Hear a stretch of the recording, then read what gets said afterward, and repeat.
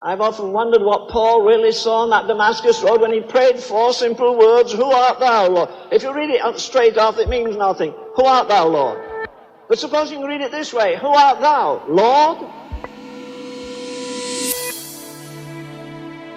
Here's a man with a colossal intellect.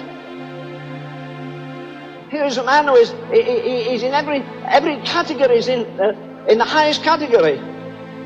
He's a Hebrew of the Hebrews. He's a Pharisee of the Pharisees. He's of the tribe of Benjamin. He's of the seed of Abraham. He had fulfilled the law. He says concerning the law, it was blameless. And yet he's going down that Damascus road, breathing out threatenings with a heart full of fire and hatred. You talk about a miracle of the grace of God. That man had murdered people, as he says in the 26th of Acts. He tore families apart. He chased them off into strange cities. And that very man whose body, whose brain was filled with theology and his heart was filled with hatred, wrote the most amazing hymn, the most amazing poem on love that was ever written.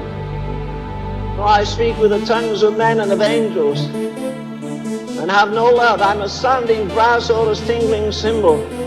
And if I give my body to be burned, which he was prepared to do on the Damascus road, you know, I think, I'll ask you in eternity, I think suddenly when he fell off his horse there,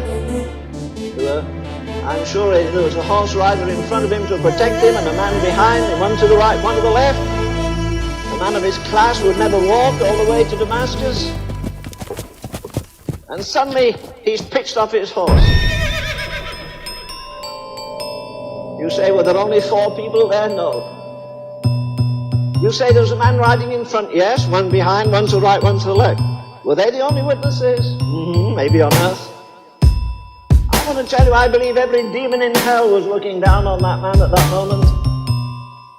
I believe every angel in heaven was looking down. The demons, because he was their best advocate on earth. He was fearless, he regarded nobody. He had some letters in his pocket saying he could put to death anybody that he wanted.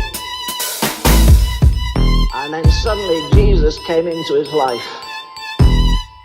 Would you have thought that man in the dust had inside of him 14 epistles, if you get in Hebrews, and I think he wrote it. Would you think that he would go through Asia Minor and establish a dozen or more churches? Would you think that that man in a lousy stinking prison, they wouldn't let you put a dog in today, would write to other Christians as he does to the Colossians and the Philippians and the Ephesians, his love letters to them? And as he says, rejoice in the Lord. And again, they should have been sending letters of comfort to him, and he's sending letters of comfort to them. Why?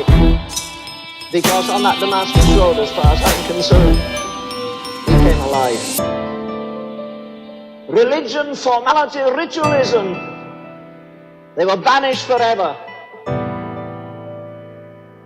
And then after that experience, he was shut away in the quietness. Maybe that's why God's brought some of you around here, so you can get alone under a tree somewhere and talk to God and find out where he wants you to go. And he had 3.5 years in the wilderness. Then he's caught up into the 3rd heaven. And then he set out on that amazing pilgrimage.